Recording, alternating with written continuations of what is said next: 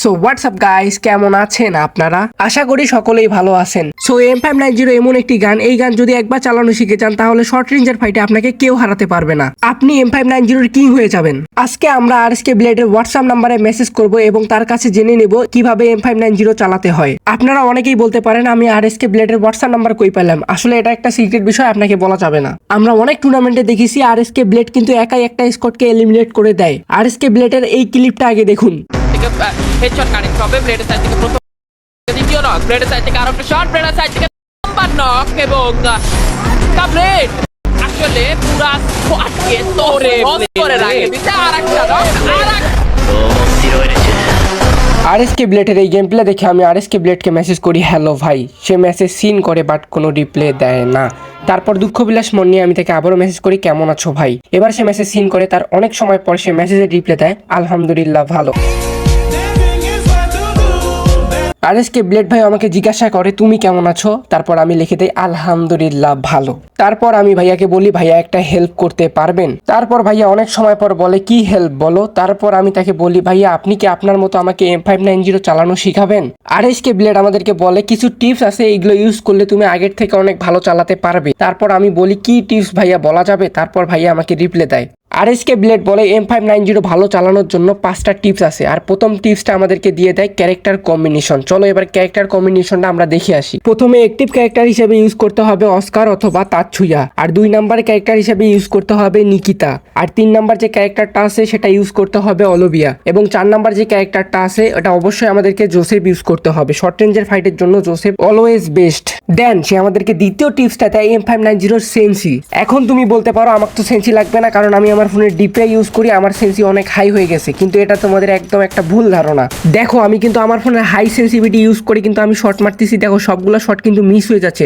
এখন আমি তোমাদেরকে যে সেন্সিটা দেবো এই সেন্সিটা অনেক বড় বড় প্লেয়ার ইউজ করে। জেনারেলটা তোমরা রাখবা সব সময় 100, আর আমাদের যে রেড ডটটা আছে এটা রাখবে হলো তোমরা 110-এর কাছাকাছি। আর বাকি যে সেটিংসগুলো আছে নিচের এগুলো তোমাদের মতো তোমরা সেট করে নিও।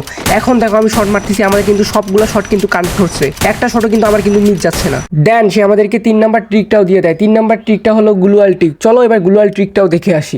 আমার কাছে মনে হয় গ্লুয়াল ট্রিকটা সব থেকে মোস্ট ইম্পর্টেন্ট একটা ট্রিক। দেখো আমার সামনে একটা এনিমি, আমি তাকে একটা শর্ট কানেক্ট করলাম, করার পর ওয়াল ফেলালাম, ওয়াল ফেলার পর তাকে মারলাম, তাকে মারার পর আরেকটা ওয়াল ফেলে আরেকটা এনিমিকে মারলাম। তারপর আমি কভারে গেলাম কারণ আমার কাছে ওয়াল শেষ, আর কভার থেকে বেরিয়ে আরেকটা এনিমিকে মারলাম। এটা ছিল RSK ব্লেডের টিপস। তাই বলে যে তোমরা সবসময় একটা এনিমিকে শর্ট কানেক্ট করার পর ওয়াল ফেলবা তা না। দেখো এখানে 2টা এনিমি ফাইট চলতেছিল, আমি কিন্তু এখানে থার্ড পার্টি করি, কিন্তু আমি কিন্তু এখানে কোনো প্রকার ওয়াল ইউজ করি না। এই ট্রিকটা দেখো, আমার সামনে একটা এনিমি, আমি কিন্তু তাকে একটা শর্ট কানেক্ট করি, তারপর ওয়াল দিই, তারপর অস্কার দিয়ে তারপর কিন্তু ওকে কিন্তু আমি মারি। এটাই কিন্তু ছিল RSK ব্লেডের টিপস অ্যান্ড ট্রিক। তারপর RSK ব্লেড আমাদেরকে 4 নাম্বার ট্রিক্সটা দিয়ে দেয় M590 accuracy.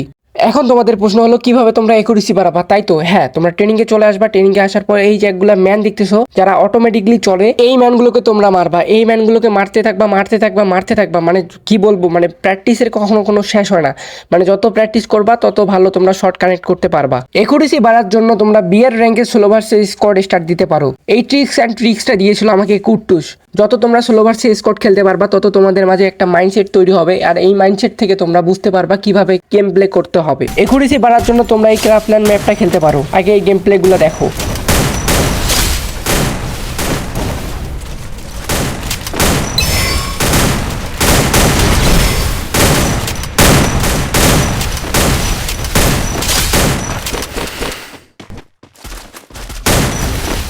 Help me!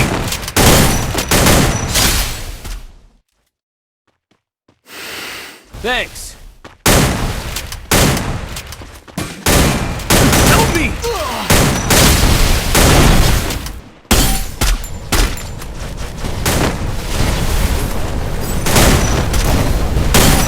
Help me!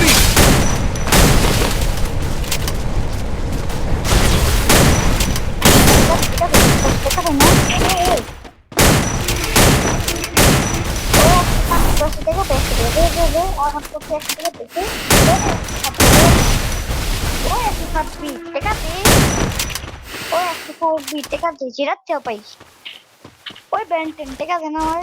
Benten, teka din. Teka din, Benten. Teka ভাই। Oi, Benten. সবাই কিনে আমার থেকে 12 লাগে।